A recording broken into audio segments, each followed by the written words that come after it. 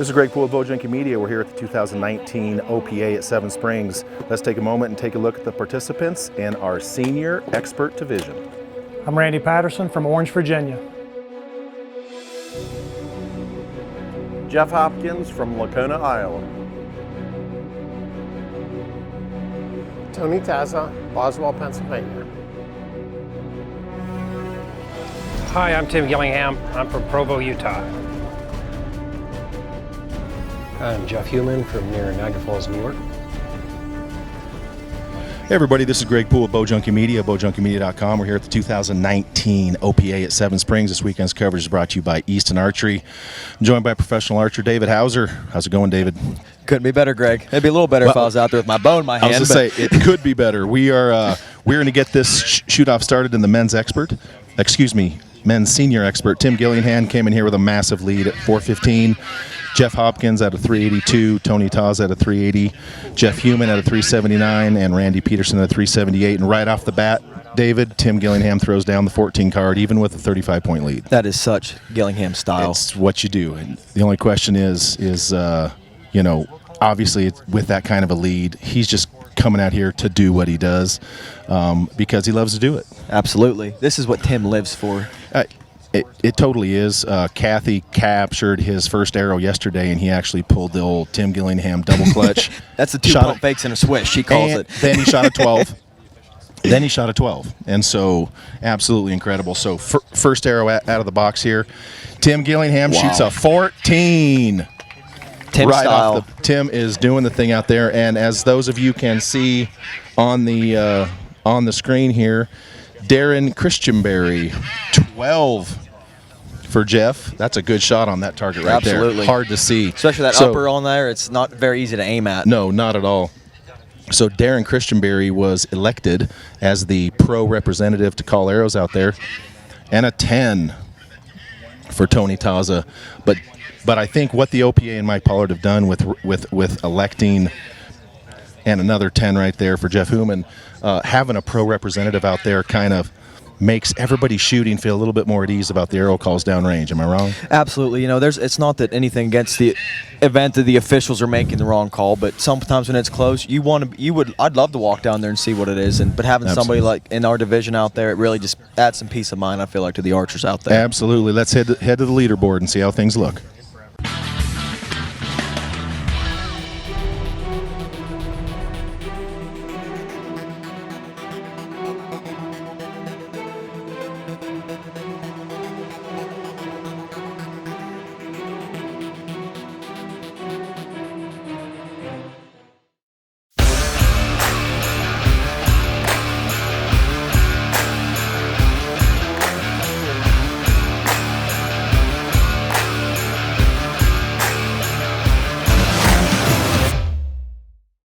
All right, here we go, David. This is arrow number 2 in the men's senior expert. Obviously, Tim Gillingham with a huge lead comes out and shoots at a 14 because, well, that's what Tim Gillingham does. Does he have his card down again?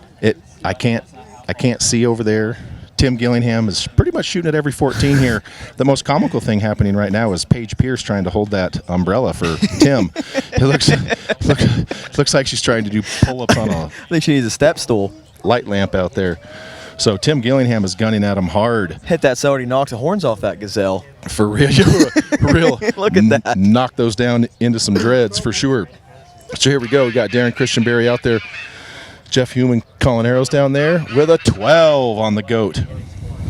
Got to say, these Reinhardt targets look absolutely great out there with those orange and pink dots on them. They really shine, that's for sure. And a 12 for Tony Taza on the Bigfoot. All right, here we go. Jeff Hopkins on the bedded buck with a 12. These guys are not messing around, are they, Greg? No, absolutely not. I mean, considering the difficulty of this course this weekend, they are probably coming out here to make a point. And an 8 for Tim Gillingham.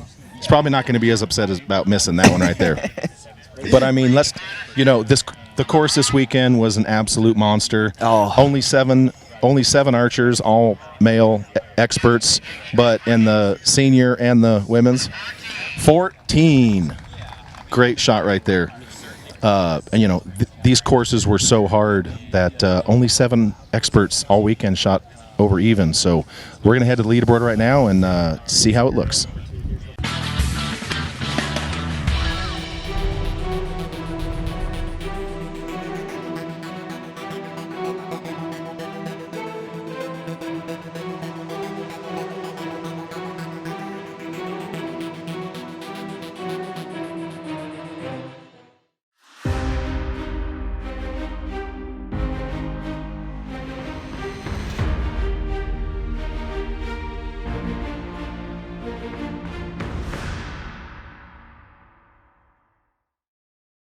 All right, David, we're back. This is arrow number 3 and the men's senior expert. Obviously, Tim Gillingham is gunning for 14s pretty much all the time. But going back to what we were talking about before the break, the course this weekend was an absolute beast. What did you think out there? It was definitely, I mean, when you're shooting at a 1-inch dot at 70 yards on some of these deer, the targets, it was a tough course, tough slopes. It was just an archery, very technical course, and I really enjoyed it. I love the difficulty, and that's what the OPA is all about. Absolutely. And I mean, so for these archers in every class to come off of these massive courses where no one even really shot even, and then be able to shoot some flat ground with good footing, no wind, they're wanting to prove a point. Absolutely. Like you talked about scores, this is when they're really showing what they're made of. Absolutely. Here we go. 14 again. So that Boar there's handing out 14s like for free. 10 just to the right on the goat there. All right. Tim Gillingham going for a 14 again, which on this bedded buck's right up by the core line. And a 14 for Tim Gillingham. He is not messing around out there, is he, Greg? No, he is not. I mean, coming into today's scoring, he was in the lead by 3, shot an 8 right off the bat, gave up the lead, and then smoked it after that. That's how Tim rolls, man. It is. It absolutely is. And an 8. Here we got Tony Taz over here on the billy goat. Looks like that arrow's just a little bit right. We'll see if he caught that. And a 10 for Tony Taza. So let's go to the leaderboard and see how things are shaking out.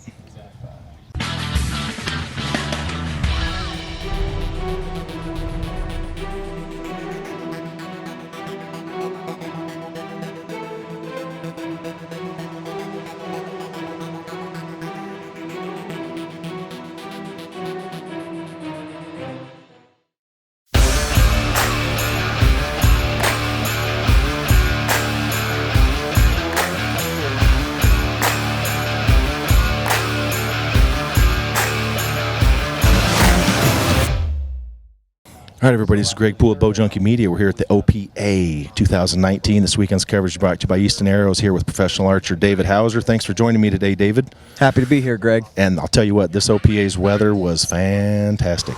Especially after the years past, I was really happy to see the OPA get a nice weather for the weekend. No doubt about it. We got Tim Gillingham putting on a show here in the senior expert. He came in here with a huge lead. He's already hit 2 14s, so really it's a race for second right now. I would have to agree with you there, Greg. He came in with, a 34-point lead, I believe, over second place? He did, and it looks like he just might have missed a 14 on the Bigfoot. We'll have to see what Darren Christianberry has down there. Once again, the OPA continues to set the standard here. Jeff Hooman with a 10. The OPA really kind of set the standard with this style right now by the shooters electing a professional archer to go down there and assist in calling arrows, and I think that's really made the archers extremely comfortable. Absolutely. I'm really happy to see that. Hope other venues adapt that. Darren Christianberry with an 8. And luckily for Darren Christianberry with that trick knee, this is nice and flat out here, so he's not going to have too much to worry about. And a 10 for Randy Patterson. Yeah, this has been an absolutely fantastic weekend. I mean, obviously for some folks, and a Jeff Hooman with a 10 on the Gazelle. It's a little hot and muggy by some definitions, but no rain, there was no fog. The courses were amazing. I mean, it's been an absolute fantastic weekend. I couldn't agree more. Mr. Tazza with a 14. There you go. That Boar, you aren't kidding about those. That must be, I feel like you have to throw your card down watching these guys out there. Absolutely. Let's go to the leaderboard and see how things are shaking out.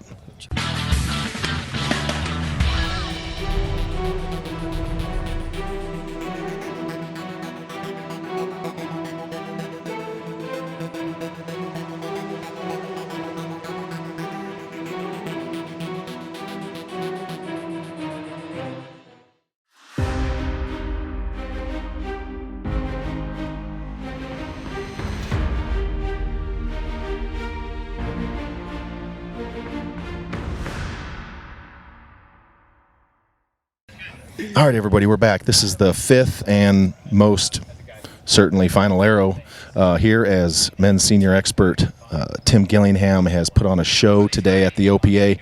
Came in with a 34-point lead, and he has shot a couple 14s here to kind of reaffirm his dominance as the new senior on the block. He's got, I think, still hanging on to around a 30-point lead looking at the leaderboard. So, yeah, and on this white, heard a lot of clanking down there, and if I'm not mistaken, Tim Gillingham might have just shot a 0. I believe he did. Which 30-point lead, I do still think it's still over. Well, yes, it's most certainly over, but Tim pretty much airmailed that. We're not sure. I'll run out there and chit-chat with him about it.